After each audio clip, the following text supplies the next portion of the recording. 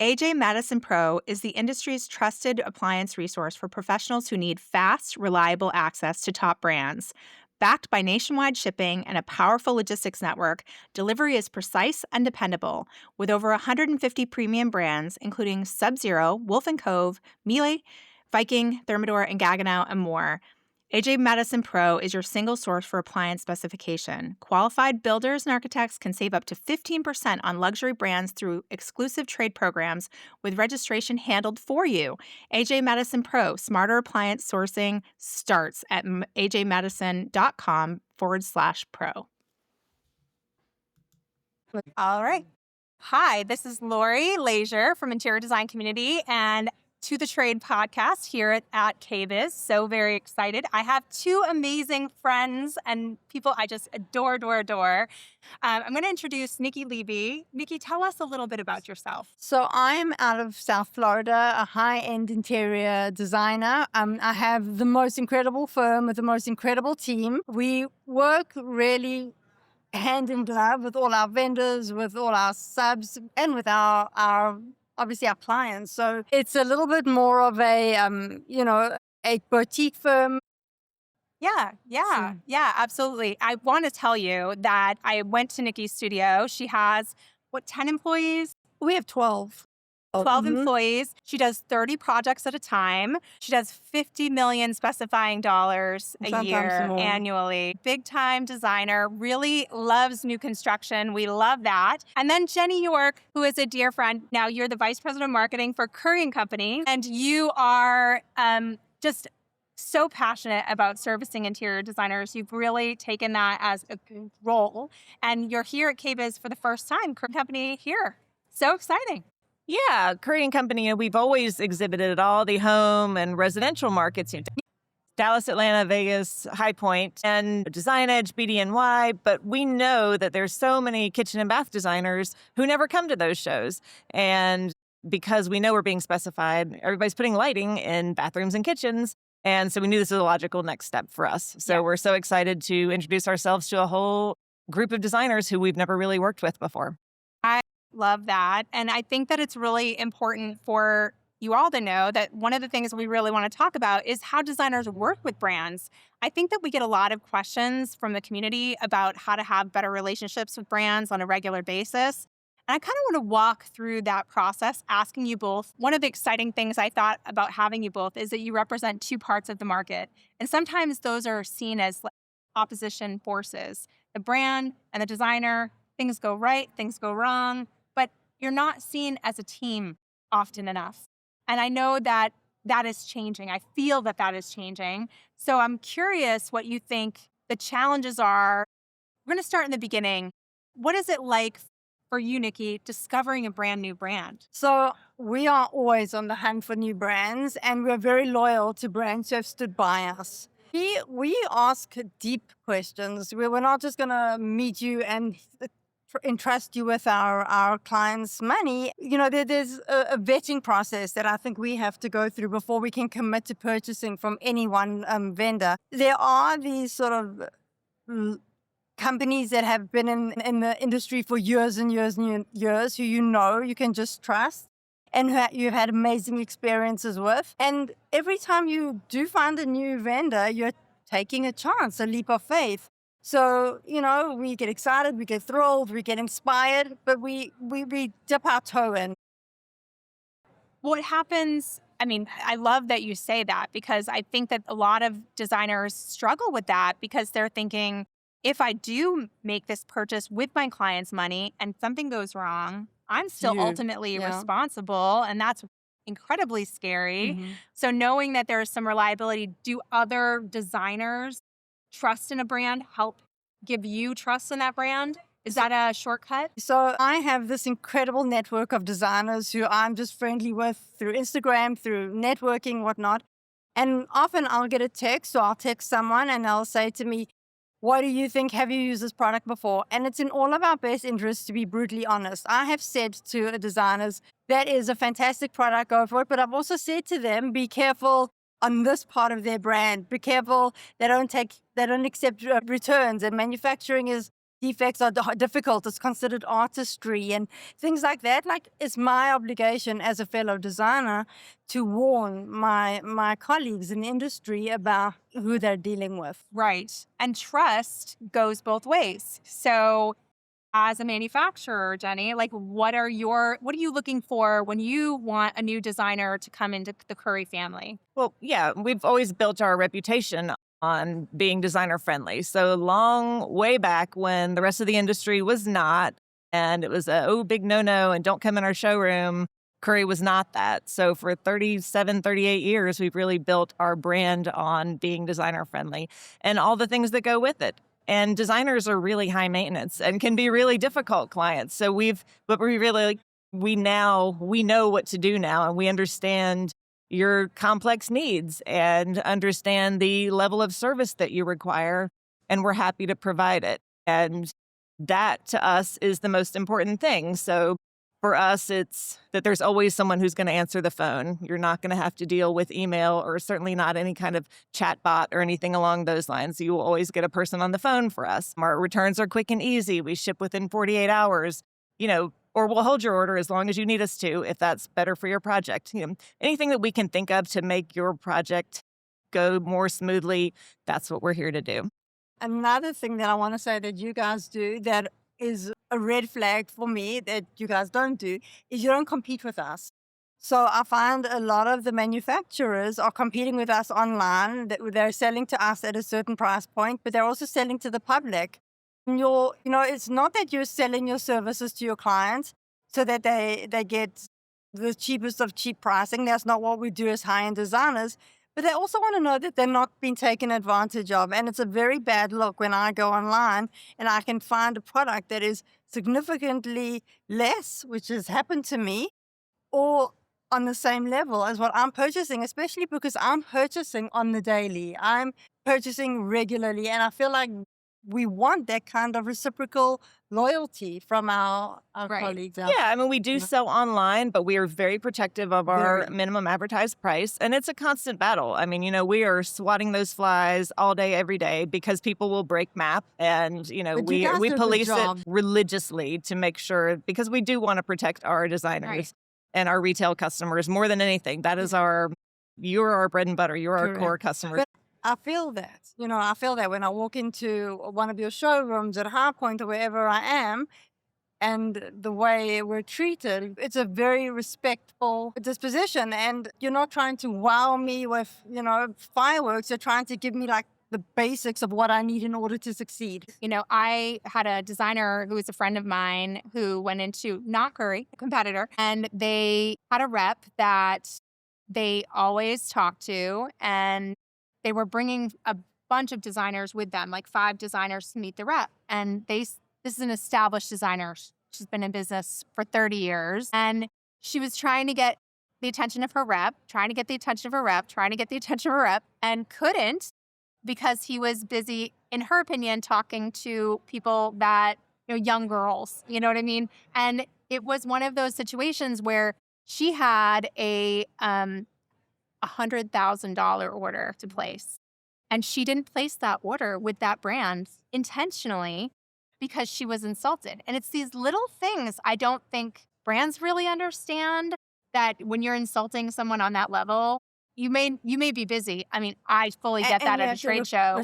That as well. Yeah, and it's certainly because they're young doesn't mean they're not bringing business. So that's another factor. But when you see a tried and true client, make them Absolutely. feel like they're Well, and, I don't know how you guys are, but I can hold a grudge for a long time. I would remember that forever. And that's the kind of thing that will stick. And yeah, that, there may be times where you will go back to that brand because your client wants it, but you'll always have that kind of stuck in the back of your head that that's really not who you're going to choose if that's your first choice. I had such a similar experience to that. I went into another lighting company and I just found the rep very rough around the edges, very curt and short with us. So we stopped using them. And it was interesting to me from the perspective of the designer, because it is not in the rep's best interest to go and alert the manufacturer that we have stopped using them. But we went from like over $100,000 to $20,000. And you would have thought that somebody from the manufacturer would have been alerted or concerned and tried to dig deeper into it. It never happened, but I did recently discover that one of our favorite reps has taken over the account. So they obviously got wind that this rep was not doing them any favors. But it would be nice if somehow a manufacturer could be alerted to how their reps handle their clients, and if things are dwindling, why are they dwindling? Yeah. I think that there's this disconnect sometimes in the customer service level that a designer expects. They're such repeat clients for brands, and they get so inundated with emails of people who want their business. And so when they don't feel like they're getting a level of customer service, it's quick to, well, I can take that. And just like we do as consumers, we can take our money elsewhere. That's just the way we all act. So having that, that not just to designers, but a level of customer service baked into the brand from the very beginning. And I hear nothing but good things all the time about Currey. Well, we really tried to, though. I mean, Yeah. there's the $100,000 designer. We have very few of those. Yeah. Our sweet spot is we have plenty of designers who are a couple $1,000s a year, and that's great. Like we love those designers too. Like we are not. Exactly, and it's fine. They come in and out, and their buying cycles are not as regular, and that's fine. We don't worry about minimums. We're just not those people. We're not that regimented, and we understand that the design cycle, especially for smaller designers, newer designers, or designers who just do less frequent projects, is not going to be a steady drumbeat of orders coming in. That it may be an 18-month cycle, and that's fine with us. We have to think about the market as a total. There are only so many high-end luxury clients that are spending that kind of budget on lighting. And sometimes, that designer who's like, oh, I finally got a Currey client. I finally got someone that I know would want that kind of. And we're not a whole home lighting solution. So, we're not going to be doing your can lights and, we're a decorative piece. So we may only go in the dining room or the foyer, or, we may only be a couple pieces in a project. So it's not necessarily going to be a full house project. Right. So, and we get that. So, we don't always expect that we're going to be everything to everybody. But the thing is, there is a certain comfort in the design world of knowing that we're being taken care of by a manufacturer. So if I'm going to be spending $100,000 for someone, I'm definitely going to choose someone who responds to me, who fixes my issues, who understands that sometimes a client has an issue that you and I cannot see, because that happens. And you will still take care of it because you understand that I am your client, that I am the one who often doesn't have any issues. And again, I'd like to also turn it back to the interior designer. It is not okay for interior designers to be disrespectful.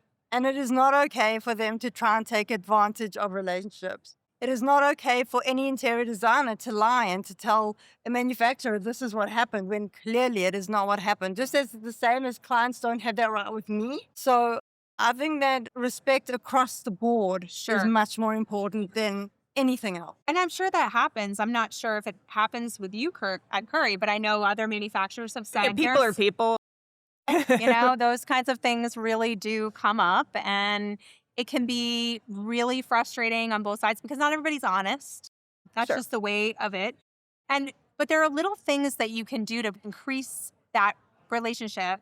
What are some of the things that make a rep stand out for you, Nikki? What would make them your favorite rep? Well, apparently every single one of my reps think that I really, really am hungry all the time because they bring tons of chocolate and food, which I appreciate. So I love a rep that treats me as if he understands my problem, who can empathize. And sometimes they can't help me. I've had reps who have said, I'm so upset for you. There is nothing I can do in this particular instance, but I'm going to fight for you. I'm going to go totally to the mat for you. I'm going to make sure that I can work with you. A lot of our reps bring us whatever's out there new first. Which obviously they can't do for everyone, but I appreciate that. Or they'll send me a sneak peek photo, which I love getting. But it's also just about personal people.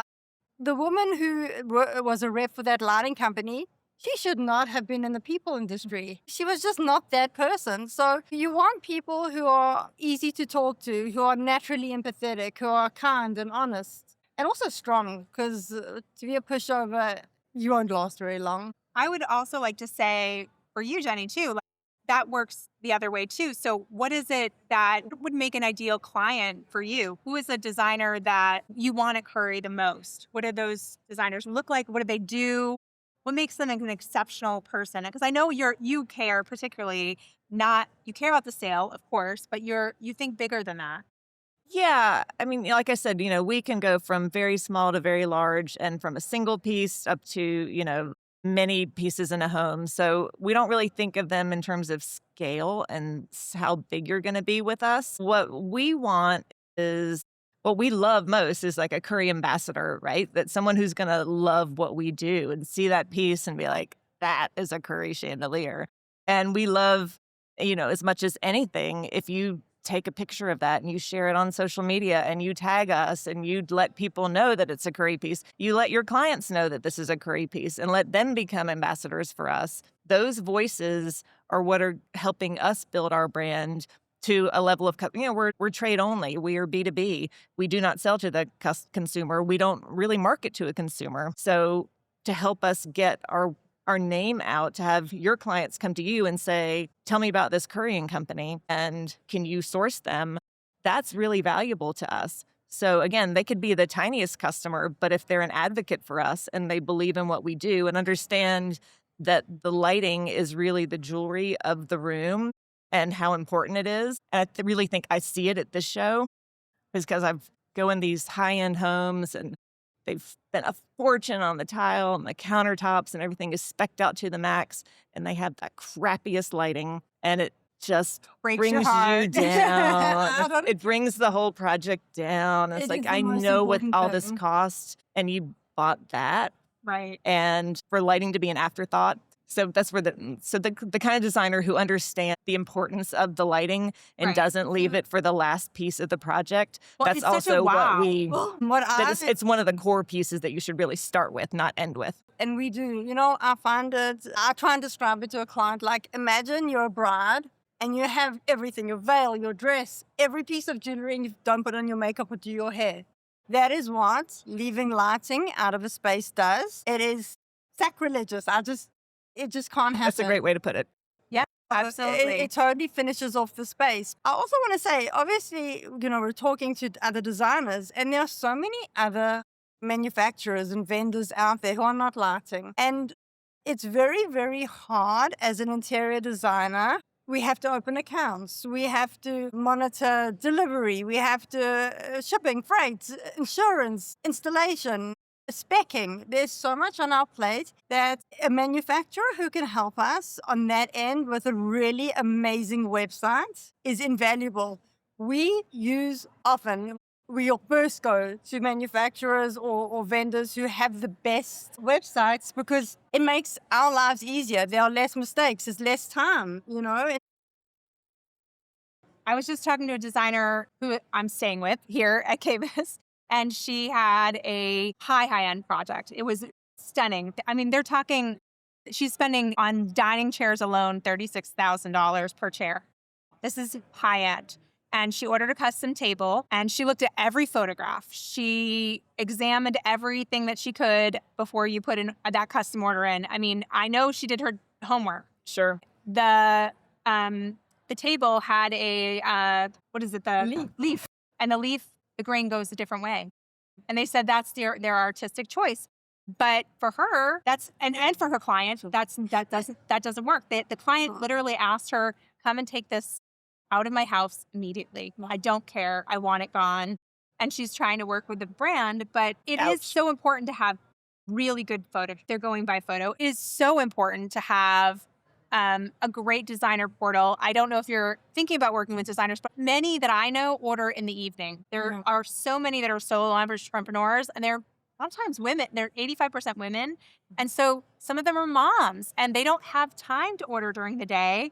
So they order at night. There are lots of ways you can make things easier for them. And there are brands who've really adopted to that. I know you've spent a lot of money at Currey on technology to make things that buying experience go easier for that designer. Yeah, building a website is no small No, feat. no, and it Yeah, it changes was. all the time. It's not a one and done. Yeah, and it is. Yeah, and it's a living, breathing. Like it's constantly being developed. But yeah, adding the high res images that you can download without a login, having inventory available without a login, having retail price. So even a junior designer on your team who may not have the ability to order, they can go on and get almost all the information they need without having to access the account. So just make it as simple as possible. And there's no reason for us to hide that information from you and everything. Like, I can't stand when I get to a website and everything's gated. I can't even look at a picture of it. It's like, come on, there's no secrets anymore. What are we hiding from? Like, you can find the picture. It's going to knock you off that way. Like, you got to put it all out there. Yeah. Another thing that is very important to us as designers are that I like to have, and not necessarily in a range like Currey because it's so expensive and it's probably not possible, but wherever I can, I want to have every single wood sample, metal sample. If I'm purchasing, I want to be able to go into my library and grab whatever I need, put it out, and be able to complete my story then and there. I don't want to have to go and order a memo sample every single time I make a decision. I would rather actually pull my hair out, quite frankly. Time is so valuable. And me having to go and order memos and things, I don't have the time. Yeah, that's definitely something we should be better at. Our problem is we custom finish almost everything. So we have like 78 different gold finishes that we develop a finish for each piece. So we rarely reuse finishes. Yeah, I hear you on that. Yeah. We could be better, but we haven't developed a system to match up to what we do without making it all too standardized, which we don't want to make it all look sort of You want it to like it's homemade, like it's a luxury item. And that's why I say you're too expensive. You aren't. But your pictures online give me a pretty good representation of what I'm getting. Good to hear. Yeah, and you're doing something new where you're integrating some of your products hopefully soon into like SketchUp and things like that too. So, yeah, we do Revit and as much as we can. So we have maybe 300 pieces or so that you that's wonderful. That after login, designers can access for Revit, and we're trying to produce as many of those as fast as we can. Revit now. SketchUp. We can convert. I know it's everybody's got a preferred. Look, she's everybody's got a preferred. big. Everybody's got a preferred tool. So yeah, we can convert a lot of what we do. So yeah. So would you oh, that's a beautiful dog. Would you recommend emailing you if we need something? And would you be able to facilitate that? Yes.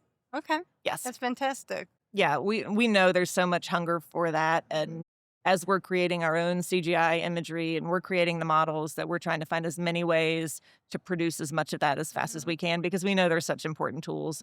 As you guys are getting better at using technology, we have to be too. Well, the visualization tools that are coming down the pipe are just insane. I spend a portion of my week every week looking at new tools that some of our members bring to us that are, 3D animation tools or AR, augmented reality tools. Like there's so many different interesting new things that are coming down the pipeline, and AI is going to change the game in getting visualization to clients faster. I just saw a tool the other day. You could put the products in a mood board. You could just kind of like put a few directions, click, and it's a space. Amazing. Right there in less than 5 minutes. It gets you the yes so much faster. The clients need to visualize it too, because a lot of times they're not seeing this in person. I have a question. Sure. It just dawned on me that I'm going to ask you on behalf of my husband, who's in the financial side of my business. A very large stressor for people running an interior design firm, and I don't know if you do this specifically, but the payments are fragmented. In other words, you pay for the product and only when it ships is the shipping then taken, and it's very, very difficult to keep track of where all the finances are. Often we can't, and again, I don't know if this is a Currey thing, so you may not be able to help me, but often we'll get invoice 6 months later for a freight that happened, or you order and then it's back ordered for 3 months, and all of a sudden we're getting billed for something that you didn't take into account.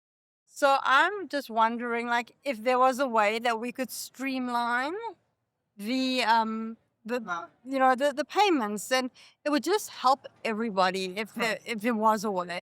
It's so tricky because, right, the shipping and the Yeah, I layer mean, of we that is- charge on shipment. If you split ship, we'll charge partial. But, if you want to hold the whole order, then we'll charge it all at the same time. But yeah, some of our clients have terms. Most of them are using credit cards now. So yeah, but some of our peers, I could totally see it all being messy. A lot will It's charge credit very card messy. fees, and we'll charge surcharges. We don't do any of that stuff. Just as a public service announcement for my fellow designers, if you don't already, we add a percentage onto everything that we charge up front, and we just draw from that, because it got to the point where you would get to the end of the job and there was $15,000 on shipping because it was fragmented and the client didn't feel like they had to pay. That's very smart, actually, Yeah. to do it as a draw and have it up front and say this is going to be your shipping a guesstimate. We'd have to have some aging. We for did do that. a freight calculator before you order, because what we found is people were putting things in their cart to get a freight estimate, and we were getting all these abandoned carts that were never really going to be orders. It was just so that people could figure out what the freight was going to cost. So once you're logged in, we can get it. We'll tell you what your freight is going to be before you put it in the cart. Right. So that you have a better idea of what your end cost is going to be. So little things like that, again, it's just trying to find ways to smooth your bumpy road. And it's still going to be bumpy, but maybe we can make it a little. That's little things matter so much. So I mean, I much. can tell you that level of customer service, these little, like, mitigating a problem for a designer down the road. We're a different market, and it's really hard. And I really feel like the brands that do the best with designers, and I've talked to a lot of brands, you have to truly love what they're doing and kind of be interested in what they're doing, and that the amount of, and understand how hard the job is. I remember when we first were talking, and you were we have a secret Facebook room. It's very secret. You have to be invited in by, I don't control all of it. You have to be invited in by somebody who's already a member. It's not as big as our Instagram, but you've been in it for a long time. And you told me it was just listening to the problems made such a huge impact. And a lot of the brands that are in there's not very many, but the brands that are in there have said the same thing, that it's taught them so much about the problems that the designers are facing every day. They didn't really realize were going on. And then when you have that empathy, when you have that, understanding of what that project really, what they're dealing with, then you understand how you can solve some of those problems or fit into and alleviate that situation for some people. I want to put it into perspective for you, because I had a conversation with a client who kept telling me that everything was going wrong. So what I did was I sat down and I counted the amount of elements we had ordered, from tile to wall panels to everything, and it was over 10,000. By the time you actually took the square footage of everything, because each tile is its own unique thing, and everything. And there were 18 problems that we dealt with. And to her, that was enormous. And to us, it wasn't even 1% of the project. So if you can imagine, we're not just dealing with lighting, we're not just dealing with tile, we're dealing with a myriad of elements that any single one of those can go wrong. And any manufacturer who can help us, we're eternally grateful. But there are so many fun things too that I have seen. Just I'm going to give you some tips, because there are designers that have given me their tips that I think I know Jenny would like, and I know other manufacturers would like. First being, when you're a young designer, something comes in, it's broken, or something is, if it's at all fixable, it is so much more in everyone's best interest if it can be fixed, and if that can be worked out with the manufacturer, or you can take some of that burden on if it's at all possible. So doing those fixes yourself will create a better goodwill. And I'm not saying that just to be, supportive of the brands. It really does create long-term relationships with brands that want to work with you. The other one that I got recently was a designer friend of mine, Shannon Gem.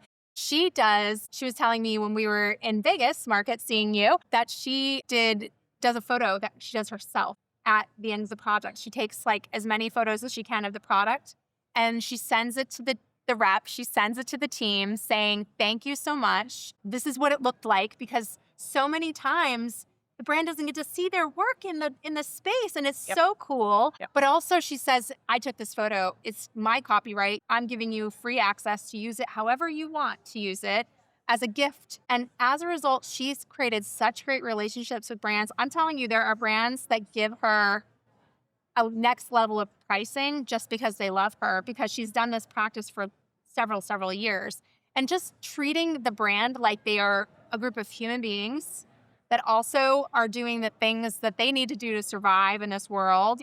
And, that we could be so good together. Like if we had a little bit more empathy for each other and understanding how hard this is sometimes. Because sometimes these things are totally out of the brand's control too. Like the shipping issues 9 out of 10 are because they're being shipped. It's happening while it's being shipped. Yeah, I mean, the imagery thing, we have a function on our website. So if you tag us on social media, we'll get alerted to it, and then we'll request, can we reshare this? And so that's how we develop a lot of the imagery that's on our site. We won't share it with anybody else, and we always ask your permission, but having those installation images is so valuable, because even if we've done a lifestyle shot, they're terribly expensive, they're very slow, and we'll have maybe one look. And we're not designers, right?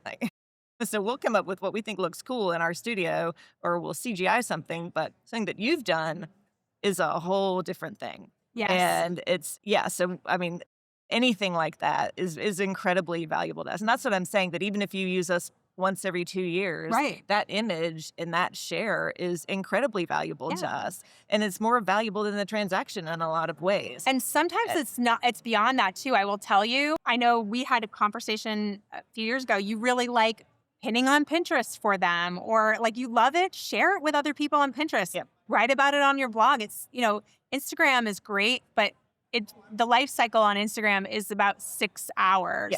Whereas Pinterest and blogging is like about 2 years, and Pinterest is about 7 months, 8 months. So those things are really valuable to a brand, and that's another way that you can give some love to a brand. Yeah, that Pinterest is incredibly important for us, and it is our biggest traffic driver beyond like Google search. It is crazy how much we drive through our Pinterest pages. Right. I mean, they're looking at those images and they click through, and there you go. You found where it came from. What are some things that you think that a designer thinks that, what do you think designers need from brands today? If there was one thing that could fix, and I know you, that's all. It's going to be a long list.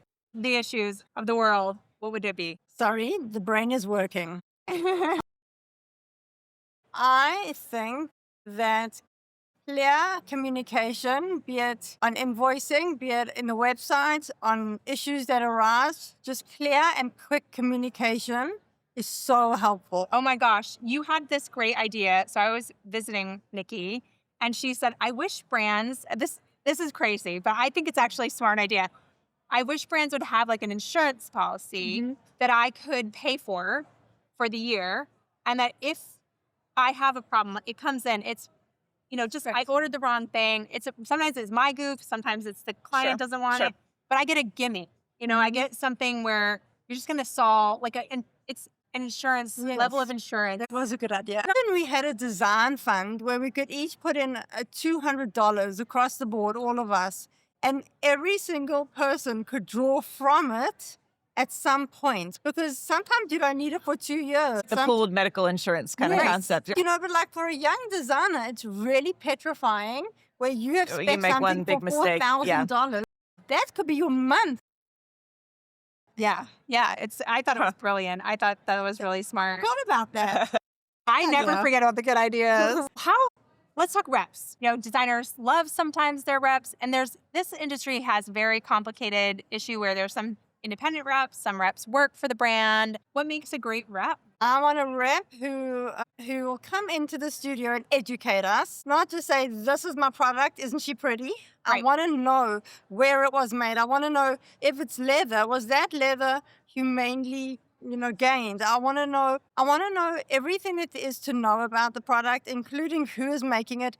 It's become so important for our clients that there's a story behind the products they're buying, They want to know the makers. They want to know, often a client will feel so guilty that they're purchasing things. And I'm saying, you are keeping people who need food on their table and a roof over their head. You are keeping them. Artists too. Yeah. You're facilitating their life. Do not feel guilty.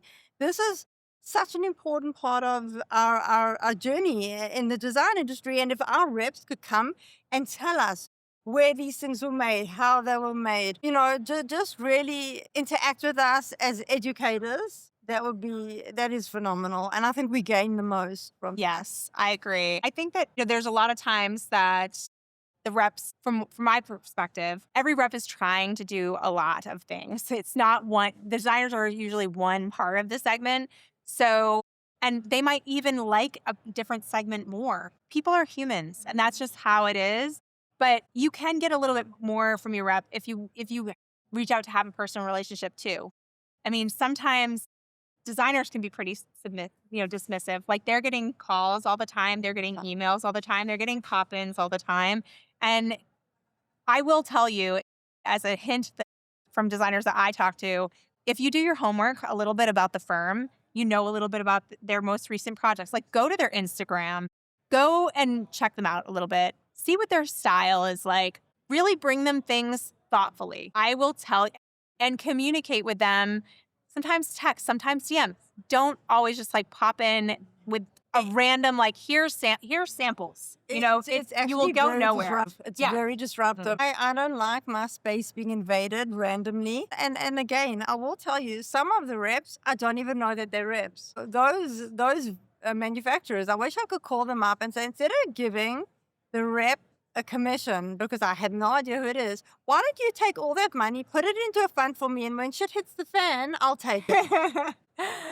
Yeah, Yes. no, I hear you. There's plenty of bad reps who just want to come throw a catalog on your desk Right. at their convenience because they're in the neighborhood. And, Right. Yeah. And then they're it's- just getting the commission check every month, and you're like, Yeah. what is this for? Why am I paying this person? Yeah.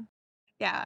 But I will tell you, there are so many great reps that follow interior design community. Yes. And some of them, they're just interested, they're paying attention, they're teaching really valuable product information, because you're right. Like, everything you said about what designers are looking for, we hear that all the time.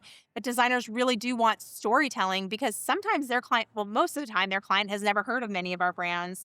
And so that story of, this was crafted here and this is what this is. I mean, we did a design tour here at KBIS, and we heard so many fabulous stories about sourcing and the level of craftsmanship that goes into each product. And I know those designers were taking notes, and they're going to go back and they're going to sell more of those products because of the stories. One of them, we were at the SKS booth, and by the way, every designer was like, who made that light fixture? And they said Currey and Company, and jaws were dropped. But after that, we were talking about the panels on the SKS ovens.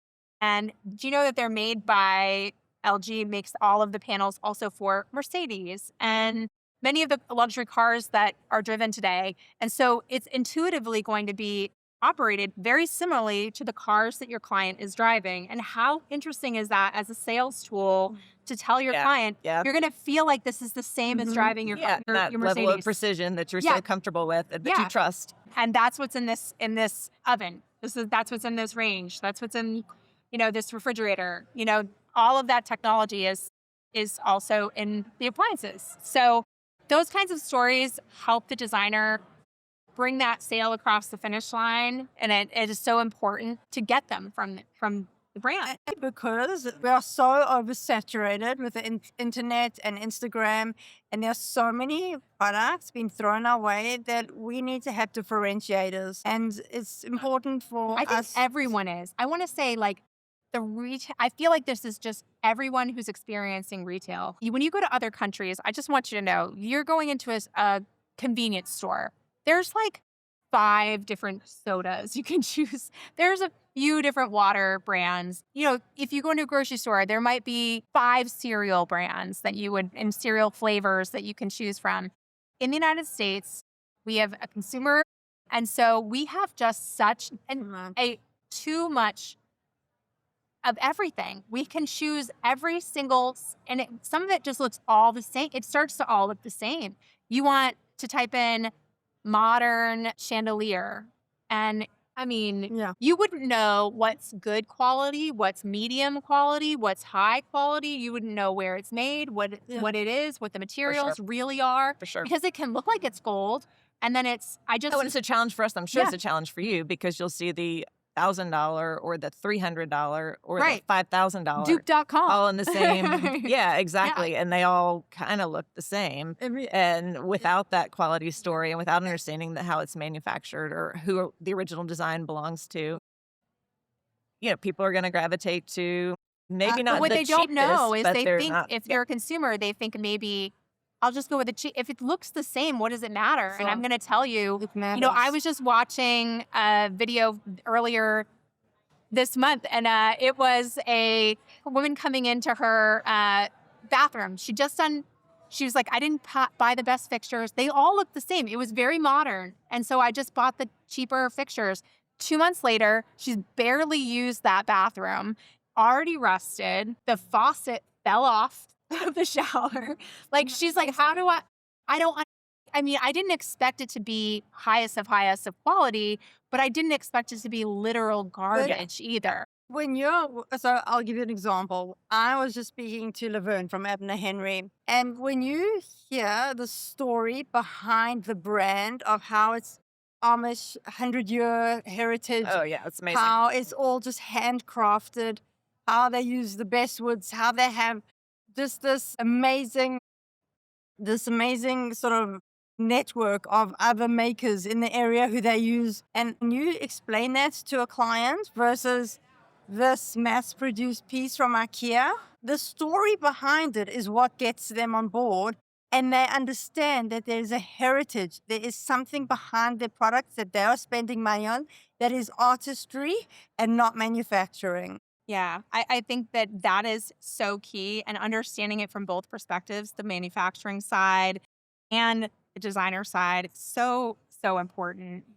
Let's talk about follow-ups and things like that. Like, I really want to, let's just say when things go wrong in the design process, what are some things that you think, Nikki, a brand can do to fix it, even if it's not something they can fix? Like, sometimes it's an impossible situation, but you mentioned empathy being a very important part of the process. Sometimes I just want to cry, and instead of having a cold shoulder from my rep or the manufacturer, I want them to cry with me. I want them to just say to me, this is a horrible situation. We are so sorry you're going through it. If there was anything we can do, we cannot replace it. It's one of a kind. The client's kid jumped on it. Whatever the case is, there's nothing we can do. But if there was, I would. Because I care about you. I care about what you're doing, and I think what you're doing is important. I also think that if you could find a resource of a furniture fixer in every area, often it is so much easier for you to send through somebody to a warehouse where you can touch something out. Because every single time something arrives in the warehouse, I'm paying. Every time it leaves, I'm paying. So I'm left with thousands of dollars. Yeah. Yeah, no, it's a great point. And they're harder and harder to find. I know. I would love to struggle with that even as a brand. Yeah. Like for our own warehousing and our own showrooms, like finding the people who can come, touch us up in our shop. So I'm thinking with the advent of AI, there are going to be a lot of people looking for different jobs that only they can do.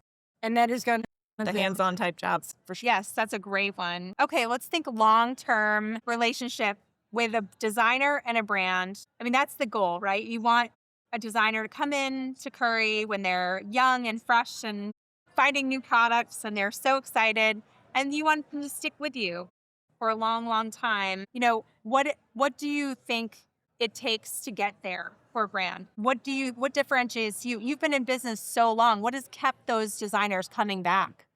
I think a big part of it is our flexibility, because we don't require these annual minimums, and we're not going to pound on you like, well, you didn't order last year, so we're closing your account, or we're raising your price level, or, that we understand your cycles are different. So if we haven't seen you in 2 years, you're still fine to come order, and we're not going to enforce a crazy minimum back on you. Like, that's just not the way we operate. So that understanding that Especially, a lot of us are women in this field, and, you may have a mom who's taken some time down to be with her kids, and that when you come back in, we're not gonna treat you like a brand new designer either, and know that we sort of understand the ebb and flow Of life. of Yeah.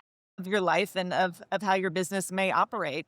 And that, sometimes design cycles and just the nature of business that, business can get bumpy, or you may have to take on something, go back to a more steady employment if that's what your life requires. If you need insurance and you can't, sort of sustain your design career, that, it may sort of come in and out. So I think offering that level of flexibility is really important for us, and, making sure that people still feel valued, even if, again, like the small customers, and we have lots of them, like little tiny ones. And that's very important to us too. We still want you to feel really valued and important to us when you come into a Currey showroom. So obviously, we love big customers too, and we value that, and it can be a different relationship when you do have a showroom and you've got a rep calling on you very often. But a lot of the small designers, they don't have a studio. We're not going to show up at your house knocking on your door. And how can we build that relationship? A lot of times it's going to be at trade shows. So it's also sort of being there. That's why we're here. It's why we're at Design Edge and Dallas and Atlanta and Vegas and High Point, and we're visible, so that even if we can't come to you, that we're giving you enough opportunities that you can come see us and you can Right. see what we do. And we try to make it, if you can't see us, that we do have the very accessible website, so that there's a lot of ways that you can work with us, see us, understand us, even if we can't necessarily come see you, just because the nature of your business. Right, right. Well, thank you both so much. This has been so fantastic. And I hope in a window into how brands and designers work better together and how